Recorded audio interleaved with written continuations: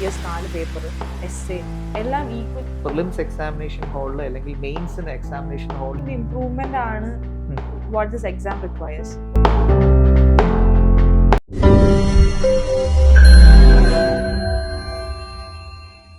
Hello everyone, എല്ലാവർക്കും നമ്മുടെ success സ്റ്റോറീസിന്റെ പുതിയൊരു എപ്പിസോഡിലേക്ക് സ്വാഗതം. ഇന്ന് നമ്മുടെ കൂടെയുള്ളത് Ankita P, all India rank 594, Thiruvalla സ്വദേശിയാണ്. അങ്കിത ഇത് 3rd attempt and 2nd interview ആയിരുന്നു. ഞാൻ USECAT 594 അല്ലേ. അങ്കിതന്റെ ഒരു പ്രൊഫൈൽ ഞാൻ നോക്കുമ്പോൾ യു ഹാഡ് എ ജോബ്, ഒരു കോർപ്പറേറ്റ് ജോബ് ഉണ്ടായി. പക്ഷെ അവിടെ നിന്ന് പിന്നീട് ആ പ്രൊഫൈൽ എനിക്ക് പറ്റത്തില്ല എന്നൊരു റിയലൈസേഷനിലുള്ളൊരു തിരിച്ചു നടത്തമാണ് ശരിക്കും പറഞ്ഞു കഴിഞ്ഞാൽ ഇന്ന് UPSC റാങ്ക് ലിസ്റ്റിൽ എത്തിച്ചിരിക്കുന്നത്. ആൻഡ് ഈ ഒരു യാത്രയിൽ അങ്കിതയുമായിട്ട് സംസാരിച്ചപ്പോൾ എനിക്ക് ഭയങ്കര ഇൻട്രസ്റ്റിംഗ് ആയിട്ടുള്ളൊരു കാര്യം തോന്നിയത്, അങ്കിത അതിനിറങ്ങിയതിന് ശേഷം കിട്ടിയ ടൈമിനെ വാല്യൂ ചെയ്ത കുറച്ച് കാര്യങ്ങളാണ്. ആൻഡ് അത് ഞാൻ ശരിക്കും വിശ്വസിക്കുന്നു നമ്മുടെ ഓഡിയൻസ് അത് കേൾക്കണം, എസ്പെഷ്യലി നമ്മളെ കേൾക്കാൻ പോകുന്ന നമ്മുടെ സ്റ്റുഡൻറ് കമ്മ്യൂണിറ്റി അങ്കിതേന്റെ ആ ഒരു പെർസെപ്ഷൻ അബൌട്ട് ടൈം കേൾക്കണം. അത് നമ്മുടെ സ്റ്റുഡൻസുമായിട്ടൊന്ന് ഷെയർ ചെയ്യണം. സർ, ഞാൻ ഇതിലോട്ട് തുടങ്ങിയതിന് ശേഷം എനിക്ക് ഇവിടെ വരുമ്പോൾ ഞാൻ ഒരു ടോപ്പേഴ്സിനെ കാണും, ആസ്പിറൻസിനെ കാണും. They are really young. അപ്പം at that time I felt if I could have started this journey a little bit earlier. അപ്പൊ അങ്ങനെ തോന്നുമ്പോൾ കുറച്ചുകൂടി സമയം ഉണ്ടായിരുന്നേനെ, കുറച്ചുകൂടി അറ്റംപ്റ്റ് കുറച്ചുകൂടി നല്ല എനർജിയോടെ കൊടുക്കാൻ പറ്റിയേനെന്ന് എനിക്ക് തോന്നിയിരുന്നു. ആ ഒരു ഫീലിംഗ് എപ്പോഴും മനസ്സിലുണ്ട്. സോ ആ ലിമിറ്റഡ് ടൈമിൽ ഇത് എങ്ങനെ ക്രാക്ക് ചെയ്യണം എന്നുള്ളൊരു കാര്യം എപ്പോഴും മനസ്സിൽ കൂടി പോയിരുന്നു. And second thing was the vast syllabus that we have. അപ്പൊ അതിന് നമ്മൾ ആ ടൈം മാനേജ്മെന്റ് ഭയങ്കര ഇമ്പോർട്ടന്റ് ആണ്. ആ ടൈം നമ്മൾ ഭയങ്കര സൂക്ഷിച്ച് ഉപയോഗിച്ചില്ലെങ്കിൽ ചിലപ്പം ആവശ്യമില്ലാത്ത സ്ഥലങ്ങളിൽ നമ്മൾ പ്രയോറിറ്റി കൊടുത്തു കഴിഞ്ഞാൽ അതും കയ്യിൽ നിന്ന് പോകും. അതേപോലെ തന്നെ നമ്മൾ ആ എല്ലാം ഏരിയാസും, ഓപ്ഷണൽ ആണെങ്കിലും GS 4 പേപ്പർ, എസ്സേ എല്ലാം ഈക്വലി മാനേജ് ചെയ്യുകയും കൂടി ചെയ്യണം. അപ്പോൾ so I use to make sure ഞാൻ എല്ലാ കാര്യങ്ങളും ടൈമിന് ചെയ്യും. ഐ വോണ്ടന്റ് സേ ദാറ്റ് എല്ലാം ഒരു ടൈം ടേബിൾ വെച്ച് ചെയ്യും, പക്ഷെ എഡ്യൂക്കേറ്റ് ആയിട്ടുള്ള ടൈം ഞാൻ എല്ലാത്തിനും സ്പെൻഡ് ചെയ്യാൻ നോക്കിയിട്ടുണ്ട്. അതേപോലെ ക്ലാസ്സസ് അറ്റൻഡ് ചെയ്യുന്നതാണെങ്കിലും I make sure I'm on time. Because maybe sir എന്തെങ്കിലും 2 ടിപ്പ് പറഞ്ഞിട്ടുണ്ടെങ്കിൽ അത് എനിക്ക് മിസ്സായി പോയാലോ എന്ന് വിചാരിച്ചിട്ട് I use to make sure I'm on time. മുത്തും പവിഴവും പെറുക്കിയെടുക്കാൻ വേണ്ടിയിട്ട്. ആൻഡ് ഇതിന്റെ മറ്റൊരു ആംഗിളും കൂടി നമ്മൾ തമ്മിൽ സംസാരിച്ചപ്പം എനിക്ക് ഇൻട്രസ്റ്റിംഗ് ആയിട്ടുള്ള ഒരു കാര്യമാണ്, നമ്മൾ ടൈം വേസ്റ്റ് ആക്കുവാണെങ്കിൽ അത് വേറെ ആരെങ്കിലും ആ ഒരു റേസിൽ ആ ഒരു കമ്പാരിറ്റീവ് അഡ്വാൻറ്റേജ് മറ്റൊരു ആൾക്ക് കിട്ടാനായിട്ടുള്ള സാധ്യത. അതും ഒരു ഇൻട്രസ്റ്റിംഗ് പോയിന്റ് ആയിരുന്നു. പിന്നെ അങ്കിതേന്റെ ആ ഒരു പ്രിപ്പറേഷൻ ജേർണിയിൽ ഒരു ഇൻട്രസ്റ്റിംഗ് സംഭവമായിട്ട് എനിക്ക് തോന്നിയതാണ്, പ്രിലിംസ് ആദ്യമായിട്ട് എഴുതിയപ്പോൾ അല്ലെ, നമ്മുടെ ബബിളിങ്ങിൽ വരുത്തി, ഈവൻ ദോ ആൻസേഴ്സ് അറിയാമായിരുന്നിട്ടും ബബിൾ ചെയ്ത് റോങ് ആയിട്ടുള്ള ഓപ്ഷൻസ് പോയി. അതായത് ബേസിക്കലി ആ ഒരു സ്ട്രെസ് മാനേജ്മെന്റ് ആണ്. സ്റ്റുഡൻറ് കമ്മ്യൂണിറ്റി ഇന്നും ആ ഒരു ഫേസ് എനിക്ക് തോന്നുന്നു 95% ആൾക്കാർക്കും അവർക്ക് എക്സാമിനേഷൻ സ്ട്രെസ്, അത് ഒരു പ്രിപ്പറേഷൻ ഫേസ് തൊട്ട് പ്രിലിംസ് എക്സാമിനേഷൻ ഹാളിൽ അല്ലെങ്കിൽ മെയിൻസിന് എക്സാമിനേഷൻ ഹാളിൽ ഇരിക്കുമ്പോൾ എങ്ങനെ അതിനെ മാനേജ് ചെയ്യണമെന്ന് പ്രോപ്പറായിട്ട് ഇപ്പോഴും അറിയത്തില്ല. ആ ആസ്പെക്റ്റിൽ കുറച്ച് ടിപ്സ് നമ്മുടെ സ്റ്റുഡൻസിന് കൊടുക്കാനായിട്ട് പറ്റുമോ ഫ്രം യുവർ എക്സ്പീരിയൻസ്? സാർ പറഞ്ഞ പോലെ തന്നെ ഫസ്റ്റ് പ്രിലിംസ് ഞാൻ കൊടുക്കുന്ന സമയത്ത് ആ ടൈമിൽ ഞാൻ ക്ലാസ് റൂം എൻവയറമെന്റിൽ ഇരുന്ന് ഒരു ടെസ്റ്റ് പോലും കൊടുത്തിട്ടില്ല. സോ അതിന്റെ സ്ട്രെസ് ഉണ്ടായിരുന്നു. ആൻഡ് കറക്റ്റ് ആയിട്ടുള്ള ആൻസർ അപ്പം ബബിൾ ചെയ്യുമ്പോഴും എനിക്ക് സത്യം പറഞ്ഞ ക്വസ്റ്റ്യൻ നമ്പേഴ്സ് അങ്ങോട്ടും ഇങ്ങോട്ടും മാറി പോകുന്നുണ്ട്. അങ്ങനെ 3 or 4 ക്വസ്റ്റ്യൻസ് ഞാൻ തെറ്റിച്ചിട്ടുണ്ട്. അപ്പം then when I went back home ഞാൻ അനലൈസ് ചെയ്തു, ഇതൊക്കെ എനിക്ക് സോൾവ് ചെയ്യാവുന്ന ക്വസ്റ്റ്യൻസ് ആയിരുന്നു, പക്ഷെ എന്റെ കയ്യിൽ നിന്ന് പോയി. അത് ഫസ്റ്റ് പ്രിലിംസ് അല്ലേ? First prelims. അപ്പം അത് അങ്ങനെ ചെയ്യാൻ പാടില്ലായിരുന്നു. അപ്പോഴാണ് എനിക്ക് 2 കാര്യം മനസ്സിലായത്. ഒന്നാമത്തെ കാര്യം, പ്രിലിംസ് ക്രാക്കബിൾ ആണ് if you study well enough, minimum sources മതി. രണ്ടാമത്തെ കാര്യം, ആ റൂമിൽ നമ്മളെ തന്നെ മെന്റലി ഒന്ന് കൺട്രോൾ ചെയ്ത് വെക്കണം, സ്ട്രെസ് ലെവൽ കുറച്ച് വെക്കണം എന്നുള്ളത്. അപ്പൊ അതിന് വേണ്ടി ഞാൻ ചെയ്തതെന്ന് പറഞ്ഞാൽ, ഞാൻ നന്നായിട്ട് റിവൈസ് ചെയ്ത് എന്റെ സ്റ്റാറ്റിക് ആൻഡ് ബേസിക് നോളജ് ഞാൻ നല്ല സ്ട്രോങ് ആക്കി. ആൻഡ് അത് കഴിഞ്ഞിട്ട് എനിക്ക് പിന്നെ ഒരു കോൺഫിഡൻസും കൂടി കിട്ടി. ആ ബേസിക് നോളജ് വെച്ചിട്ട് ഈവൻ ഡൈനാമിക് ടോപ്പിക്സ് വരെ നമുക്ക് കുറെയൊക്കെ എലിമിനേറ്റ് ചെയ്ത് കളയാൻ പറ്റും. അത് നമ്മൾ ആ രീതിയിൽ ചിന്തിക്കണം. അതൊരു റിവിഷൻ തന്ന ഒരു ലൈക്ക് ആ ക്വസ്റ്റ്യൻ കാണുമ്പോൾ ഒരു ഓപ്ഷൻ തെറ്റി കൊടുത്തു കഴിഞ്ഞാൽ ഇതാണോ അല്ലയോ എന്നുള്ളത് നമുക്ക് ഡൗട്ട് അടിക്കാൻ പാടില്ല. ആ രീതിയിൽ പക്കയാക്കി. ആൻഡ് ദെൻ ഞാൻ PYQs അല്ലെങ്കിൽ ആ ഇയറിലെ ക്വസ്റ്റ്യൻ പേപ്പർ തന്നെ ഒരു ഫോർമാറ്റ് ആക്കി വെച്ചിട്ട് ഞാൻ സോഴ്സസിലേക്ക് പോയി. അപ്പൊ റിവേഴ്സ് അങ്ങനെ പോയിട്ട് ഞാൻ ഏതൊക്കെ ഏരിയന്ന് പഠിച്ചായിരുന്നെങ്കിൽ എനിക്കിത് ക്രാക്ക് ചെയ്യാൻ പറ്റുമായിരുന്നു, ഞാൻ അങ്ങനെ ചെയ്തു. അപ്പൊ അത് കൺസോളിഡേറ്റ് ചെയ്തെടുത്തിട്ട് ഞാൻ അങ്ങനെയാണ് പ്രിലിംസിന് ഇത് ചെയ്തത്. ആൻഡ് ചില ഏരിയാസ് ഉണ്ട് സ്ഥിരം ക്വസ്റ്റ്യൻ ചോദിക്കുന്നതാണ്, പക്ഷെ എനിക്ക് മെമ്മറിയിൽ നിൽക്കുന്നില്ല എന്ന് കണ്ടപ്പോൾ ലാസ്റ്റത്തെ 2 വീക്സ് എന്നും രാവിലെ എണീറ്റ് ഈ നോട്ട് ചെയ്ത് വെച്ചിരുന്ന ടോപ്പിക്സ് എന്നും ഇരുന്ന് വായിക്കുമായിരുന്നു. സോ ദാറ്റ് അത് എനിക്ക് മൈൻഡിൽ ഫുൾ ടൈം ഉണ്ടാവണം എന്നുള്ള ഒരു അതായത് ഒരു റിവിഷന്റെ ഇതിൽ കുറച്ച് മാറ്റങ്ങൾ വരുത്തിയപ്പോൾ നല്ലൊരു ഇമ്പാക്ട് പ്രിലിംസിന് കൊണ്ടുവരാൻ പറ്റി. And how was your experience second and third പ്രിലിംസിന്റെ എക്സാമിനേഷൻ ഹോളിൽ കൊണ്ട് പ്രോപ്പർ ആയിട്ട് അത് വരാനുണ്ട്? ആൻഡ് മെയിൻസിന് എങ്ങനെയാണ് ഒരു എക്സാമിനേഷൻ ഹോളില്? കാരണം മെയിൻസ് എന്ന് പറഞ്ഞാൽ ഭയങ്കര ബഹളമാണ് അല്ലെ, നമുക്ക് പരസ്പരം അങ്ങോട്ടും ഇങ്ങോട്ടും നോക്കാനോ ഒന്നിനും സാധിക്കത്തില്ല. ആൻഡ് മെയിൻസിന്റെ പ്രത്യേകത എന്ന് പറഞ്ഞാൽ എല്ലാ സബ്ജക്റ്റിനും നമ്മൾ ഈക്വൽ ആയിട്ട് ഏതെങ്കിലും ഒരെണ്ണത്തിൽ പോയി കഴിഞ്ഞാലും എനിക്കൊന്ന് ഇപ്പോഴും അങ്കിതയ്ക്ക് നല്ല SIക്ക് ഇത്തവണ മാർക്ക് കുറഞ്ഞു അല്ലെങ്കിൽ നമുക്ക് കുറച്ച് നല്ല റാങ്ക് പ്രതീക്ഷിക്കായിരുന്നു. സോ 2 മെയിൻസ് എഴുതിയ ഒരാളെന്നുള്ള നിലയ്ക്ക് മെയിൻ എക്സാമിനേഷൻ ഹാളിലേക്ക് പോകുന്ന ആൾക്കാരോട് എന്താ പറയാനുള്ളത്? എങ്ങനെ സ്ട്രെസ് മാനേജ് ചെയ്യണം എന്നാ പറയുന്നത്? ഫസ്റ്റ്ലി നമ്മൾ ഒരു എക്സ്പെക്ടേഷനിൽ പോവാ ദാറ്റ് ക്വസ്റ്റ്യൻ പേപ്പർ കുറെയൊക്കെ അൺപ്രഡിക്റ്റബിൾ ആയിരിക്കും, കുറെയൊക്കെ നമുക്ക് പ്രഡിക്ട് ചെയ്യാവുന്ന ഏരിയാസിൽ നിന്ന് ക്വസ്റ്റ്യൻ വരും, പക്ഷെ അല്ലാത്ത ക്വസ്റ്റ്യൻസും വരാൻ ചാൻസ് ഉണ്ട്. അപ്പൊ നമ്മൾ അതിൽ സ്ട്രെസ്ഡ് ഔട്ട് ആവാൻ പാടില്ല, ബിക്കോസ് അങ്ങനത്തെ ക്വസ്റ്റ്യൻസ് പലർക്കും അറിയത്തുണ്ടാവില്ല. പിന്നെ നമ്മൾ ബെസ്റ്റ് നമ്മുടെ കയ്യിലുള്ള നോളജ് ബെസ്റ്റ് ആയിട്ട് യൂസ് ചെയ്യുക. ആൻഡ് അനദർ തിങ് ഇസ് നമുക്ക് ഇപ്പോൾ പൊളിറ്റിയിലെ നോളജ് അല്ലെങ്കിൽ എക്കോണമിന്റെ നോളജ് നമുക്ക് സോഷ്യൽ ജസ്റ്റിസിൽ യൂസ് ചെയ്യാൻ പറ്റും. അപ്പൊ അത് നമ്മൾ അങ്ങനെ ചെയ്യുക. നമ്മൾ ഒരിക്കലും നമ്മുടെ മൈൻഡിനെ റെസ്ട്രിക്റ്റ് ആക്കി വെക്കാൻ പാടില്ല. മെയിൻസിന്റെ സമയത്ത് നമുക്ക് ആ വൈഡ് ബ്രോഡ് ബേസിൽ ചിന്തിക്കാൻ പറ്റണം. അപ്പം എനിക്ക് അതും തോന്നിയിട്ടുണ്ട്. അപ്പൊ മെയിൻസിന് നമുക്ക് അതൊരു അഡ്വാൻറ്റേജ് ആക്കി മാറ്റാം. നമ്മൾ റിവൈസ് ചെയ്ത് എല്ലായിടത്തും ഉപയോഗിക്കുക എന്നുള്ളത്. ബിക്കോസ് നമ്മൾ കണ്ടിന്യൂസ് ആയിട്ട് പേപ്പർ എഴുതിക്കൊണ്ടിരിക്കുക, കുറെ നോളജ് ഉണ്ട്, അത് നമ്മൾ മാക്സിമം യൂട്ടിലൈസ് ചെയ്യാൻ നോക്കണം. ഈ 15 മാർക്സ് 10 മാർക്സ് അതിന്റെ സ്ട്രാറ്റജി എങ്ങനെയായിരുന്നു മെയിൻസിന്? അത് ഞാൻ ചെയ്തിരുന്നതെന്ന് പറഞ്ഞാൽ ഞാൻ മാക്രോ മാനേജ് ആണ് ചെയ്തിട്ടുള്ളത്. അപ്പൊ എല്ലാരും പറയും 7 മിനിറ്റ്സ് 5 മിനിറ്റ്സ് വെച്ച് എഴുതണം. എനിക്കത് സ്ട്രെസ് തരുന്ന ഒരു കാര്യമായിട്ടാണ് തോന്നിയിട്ടുള്ളത്. ബിക്കോസ് ചില ക്വസ്റ്റ്യൻ എനിക്ക് ഒട്ടും ഐഡിയ ഉണ്ടാവില്ല, ചില ക്വസ്റ്റ്യൻസ് നല്ല ഐഡിയ ഉണ്ടാവും. അപ്പൊ അതിന് ഞാൻ കറക്റ്റ് ഒരു ടൈം ലിമിറ്റ് വെക്കുന്നത് എനിക്കൊരു സ്ട്രെസ്ഫുൾ ആയിട്ട് തോന്നിയിട്ടുണ്ട്. സോ ഞാൻ മാക്രോ മാനേജ് ചെയ്യും.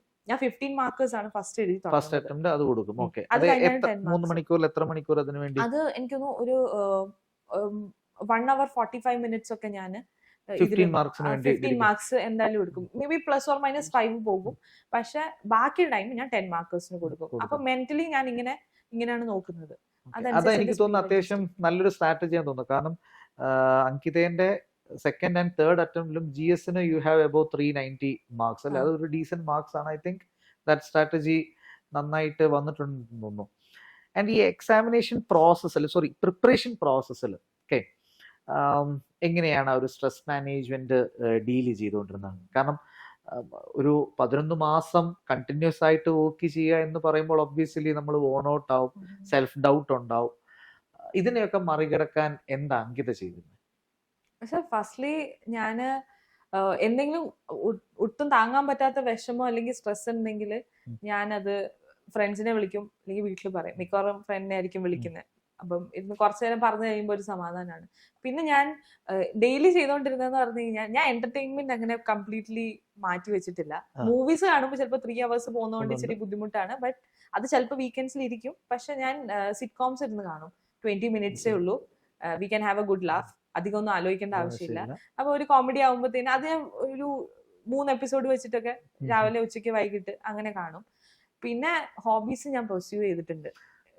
Very good thing Ankita. കാരണം അങ്കിത ഇത് പറയാൻ വേണ്ടി ഞാൻ നോക്കിയിരിക്കുന്നു. കാരണം UPSC പ്രിപ്പറേഷനെ ഒരു സെൽഫ് ടോർച്ചറിങ് ആക്കി മാറ്റുന്ന പല ആൾക്കാരെ നമുക്ക് കാണാൻ സാധിക്കും. അവരുടെ ഹോബീസിൽ നിന്ന് വരെ ശരിക്കും അതിന്റെ ഒന്നും ആവശ്യമില്ല. നമ്മൾ ചെയ്യേണ്ട കുറച്ച് കാര്യങ്ങൾ കറക്റ്റ് ആയിട്ട് ഡിസിപ്ലിൻഡ് ആയിട്ട് ചെയ്യുവാണെങ്കിൽ സോ ഹോബീസും ഇതിന്റെ കൂടെ തന്നെ അതും ഭയങ്കര ഒരു സ്ട്രെസ് റിലീഫ് ആയിരുന്നു അല്ലേ? അതെ, ബിക്കോസ് ഒരു നമുക്ക് കുറച്ച് ഡിഫറെന്റ് ആയിട്ടൊരു കാര്യം ചെയ്യുമ്പോൾ നമുക്ക് കുറച്ചും കൂടി ആ മൈൻഡിൽ സ്പേസ് ഫ്രീ ആവും.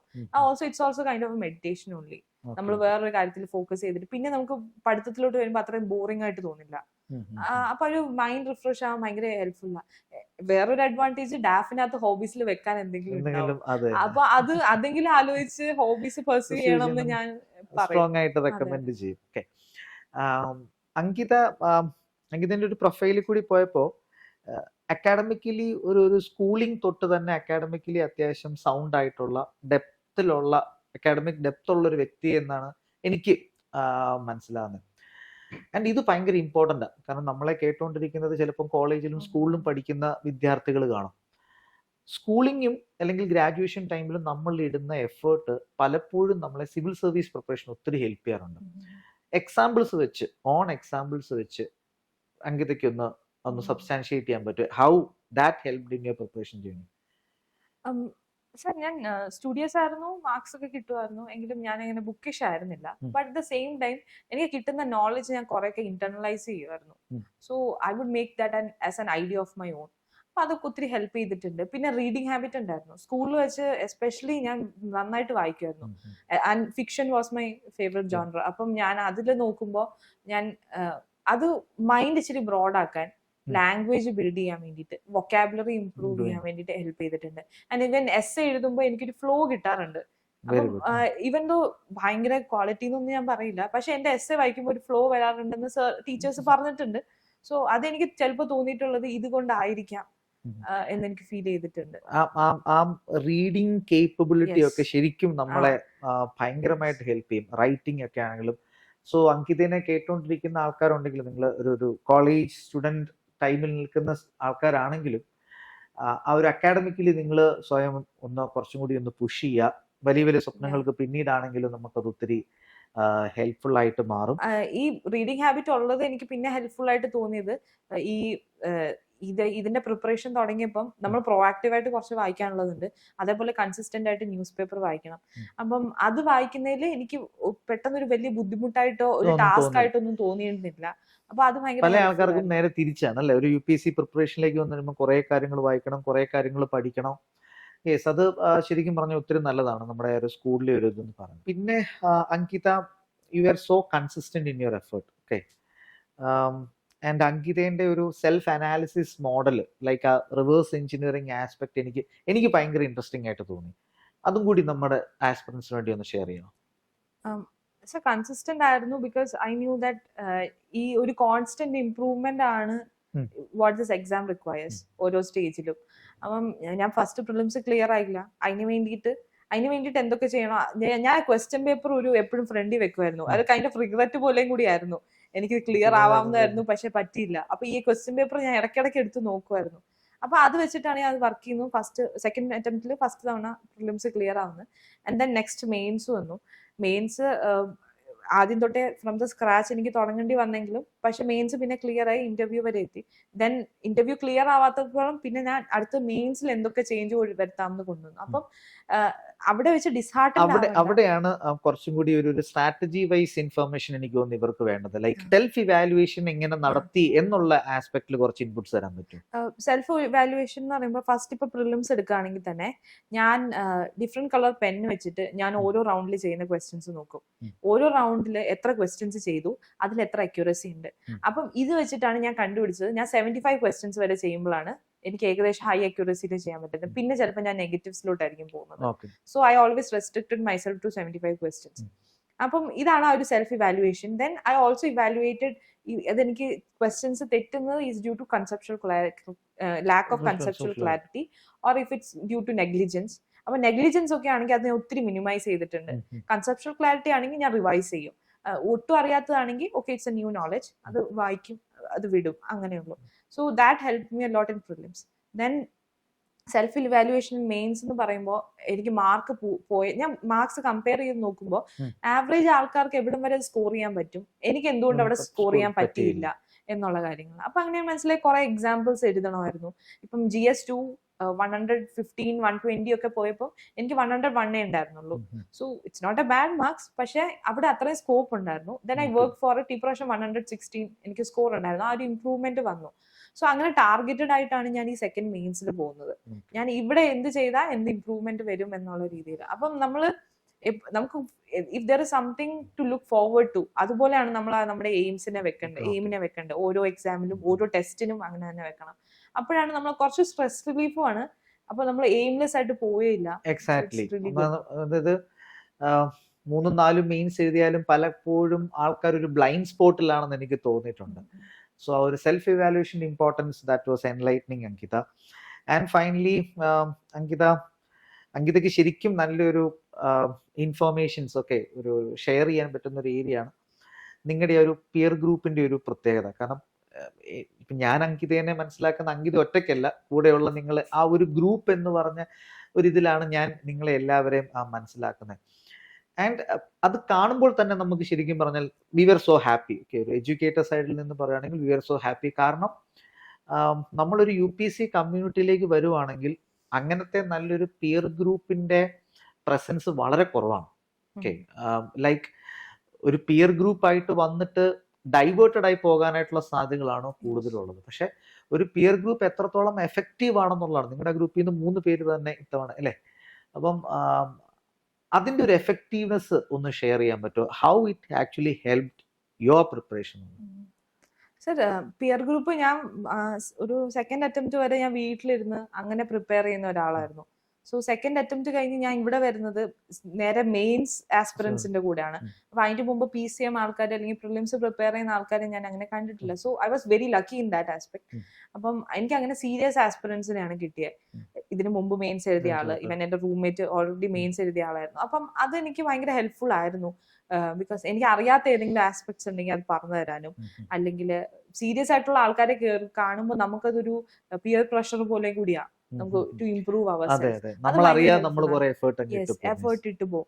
അപ്പൊ എനിക്ക് തോന്നിയിട്ടുണ്ട് ആ ഒരു എൻവയൺമെന്റ് ക്രിയേറ്റ് ചെയ്യാൻ വേണ്ടിയിട്ട് നമ്മുടെ peer group is very important. Then when it comes to the interview stage also, ആ peer group discussion every evening, അത് എന്ത് വന്നാലും മോക്ക് എടുത്താലും ഇല്ലെങ്കിലും ഇറ്റ് വുഡ് ഹാപ്പൻ. വീട്ടിലാണെങ്കിൽ ഓൺലൈൻ വെച്ച് കയറും, ഹൈബ്രിഡ് ആയിട്ടൊക്കെ നമ്മൾ ചിലപ്പോൾ നടത്തിയിട്ടുണ്ട്. So it was very important. Peer ഗ്രൂപ്പിന്റെ ഒരു അഡ്വാൻറ്റേജ് ആണ് നമ്മൾ ജോഗ്രഫി ടെസ്റ്റ് സീരീസിന്റെ കാര്യം പറഞ്ഞു. ഐ മീൻ ഇത്തവണ ടെസ്റ്റ് സീരീസ് പോലും എടുക്കാതെ ഓപ്ഷനിൽ നിങ്ങൾക്ക് ആ ഒരു 258 മാർക്ക് വരാൻ സാധിച്ചത് ഈ പിയർ ഗ്രൂപ്പ് ഡിസ്കഷൻസിന്റെ ഇപ്പം നമ്മളവിടെ ഇരുന്ന് എന്നും ഡെയിലി ആൻസർ റൈറ്റിംഗ് ചെയ്യും. ഞങ്ങൾ 4 പേരുണ്ടായിരുന്നു. ആൻഡ് ഇപ്പോൾ ടോപ്പേഴ്സിന്റെ ക്വസ്റ്റ്യൻ പേപ്പേഴ്സ് അനലൈസ് ചെയ്യും, നമ്മൾ പ്രീവിയസ്ലി എഴുതിയ ആൻസേഴ്സ് നോക്കും. So that was very helpful. ഒരു ഓവറോൾ ഐഡിയ കിട്ടാൻ വേണ്ടിയിട്ട് ഭയങ്കര ഹെൽപ്ഫുൾ ആയിരുന്നു. ശരി, അപ്പോൾ thank you Ankita for your valuable time. 594 ആണ്. പറ്റുമെങ്കിൽ ഒരു അറ്റംപ്റ്റും കൂടി നടത്തുക. കേരളത്തിനകത്ത് തന്നെ കേപ്പബിൾ ആയിട്ടുള്ള ഒരു IAS ഓഫീസർ ഉണ്ടാകട്ടെ എന്ന് ആഗ്രഹിക്കുന്നു. And all the best for your future endeavours. Thank you sir.